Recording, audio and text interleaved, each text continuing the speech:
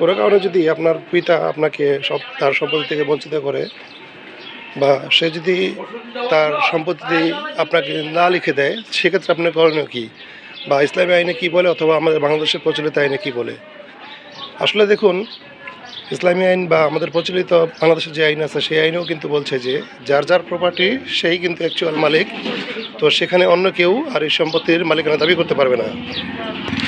তো এখন আপনার বাবা যদি সে জীবিত থাকা অবস্থায় তার সম্পত্তি আপনাকে না লিখে দেয় বা আপনার মাঝে বন্টন না করে দেয়, সেক্ষেত্রে কিন্তু আপনি তার সম্পত্তি কোনোভাবে দাবি করতে পারেন না, কারণ সেই সম্পত্তির একমাত্র মালিক সে।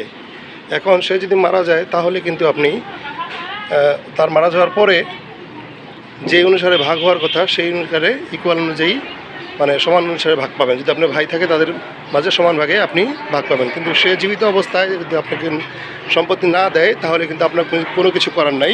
এটাই হচ্ছে আইন। তো তো এইভাবেই কিন্তু বাংলাদেশে সম্পত্তি বন্টন হয়ে আসছে বা চলছে। তো মোট কথা হচ্ছে আপনার বাবা আপনাকে সম্পত্তি দিলে আপনি ভাগ পাবেন, না দিলে কোনো কিছু করার নাই। আপনি কোনো আইনি মোকাবেলা বা কোনো আইনি পদক্ষেপ নিলেও আপনি কোনো ফলাফল পাবেন না বা সুফল পাবেন না।